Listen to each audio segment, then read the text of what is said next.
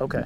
I know they're in the sun and because they look pretty dry right now, so. Well, they have a lot of carbon in Okay. them. You know, the paper, the leaves, the sticks, that's all carbon sources. And the green sources, you know, the green veggie matter that are high in nitrogen, that's really what gets that decomposition process going. Okay.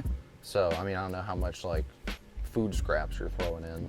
We throw in a ton of food scraps. Actually, I would say the carbon's been increased over the last month or two because I felt like we had not enough carbon and too much nitrogen. Was it mushy? And I'd say it was definitely more mushy than it is now. Yeah. Also, I wasn't stirring it as much, so it was like nitrogen on top of nitrogen on top of nitrogen. Occasionally throw in some torn up paper and some cardboard. So you're finding the balance. Trying to find a balance. Yeah, you're getting there. You know, you just went a little too far in the carbon, but if you have that much nitrogen material, then yeah, I mean, we throw in food scraps at least like 2-3 times a day. Banana peels. I mean, we eat a lot of, you know, healthy food, some eggshells, but when I was taking these apart, because I had one there, and you know, I would just take these apart, put this over there, and then scoop everything into it. I would notice a lot of the stuff on the bottom hadn't broken down at all. it's typically the stuff in the middle that breaks down. And really to do this, like the best way to compost is to fill the container all at once. Okay. And then let it sit for a couple days, let it heat up in the middle, and then flip it. Okay. Have you ever heard of a compost thermometer? Yeah. That would be something that'd probably be a good investment. Okay. Because that will tell you exactly when you need to flip it. It'll, you know, when it's composting, it'll be around 165 degrees Fahrenheit. And then once that temperature starts to cool off, that means it's time to turn it. You know, the microbes have eaten all of that material in the center of that pile. And so now you're flipping it to create a new center for them. Because it's really like the density of matter, you know, around them that causes it to heat up in the middle, along with their, you know, ingestion and digestion of the material in there. So what I would do is combine these two. Okay. So then you have more. And it may also be beneficial to cover them, you know, with some tarp on the top. But that's something the compost thermometer would tell you, because if it's getting up to temperatures above 165, that means it's getting too hot, and those kinds of temperatures will kill off the microbes and the other microorganisms inside the compost.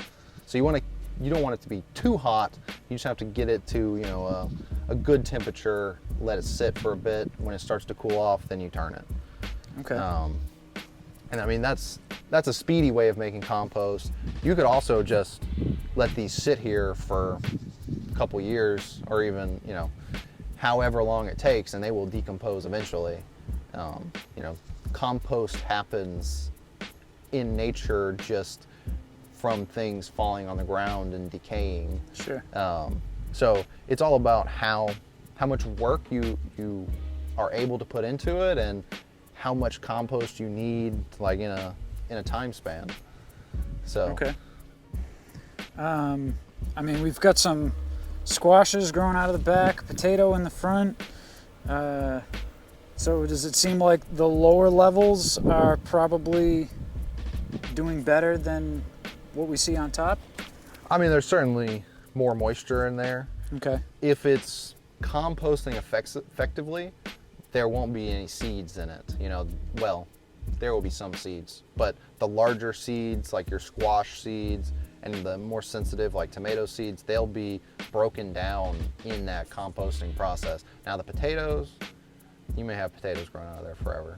Okay. Can't seem to ever get those out of compost. Okay. But, you know, when you're really hot composting, I mean, you're not, if the compost is getting up to a temperature where decomposition is, efficiently happening, these plants wouldn't be able to grow here. It'd be too hot of a substance for their roots to live. But I mean, you can let them grow out of your compost if you want, if you just want to experiment with it. But whenever I have plants growing out of the compost, that's free nitrogen sources. So I just cut them off, throw them back in the compost, and now I've just, created some additional organic matter out of, a small piece of organic matter that we threw in there as a seed. Right. And now it's this large squash plant. Right. Yeah, and I don't have any shortage of squash plants, so. Now it looks like squash and melons are your number one out there. Yeah, cool. I guess we'll walk over to the other compost over there and we can kind of take a look at that one. This here is like a year's worth of leaves, branches, grass clippings that I've just piled on top of each other. And my bok choys. You've basically got the start of a hugelkultur bed out here. Yeah. Well, my plan is to somehow get rid of this. We're gonna have some tree limbs cut, and the guy's gonna chop them all into wood chips for us. So nice. I was gonna have him take a bunch of this, and then this was gonna be, because this has been here for over a year, I figured this would be great soil to put a couple trees in here. Yeah, it probably is pretty nice underneath here. It's just leaves and limbs piled up together. Yep. Thank you for watching Mike's in the Garden. To check out all of our clips and videos with our walk and talk with Sam Igo from Central Florida Abundance, click on the link in description below. We have a whole playlist. And please feel free to comment with any questions. Reach out to Sam. And please like and subscribe. More great content from Mike's in the Garden and my Central Florida Food Forest. Peace and love, everybody.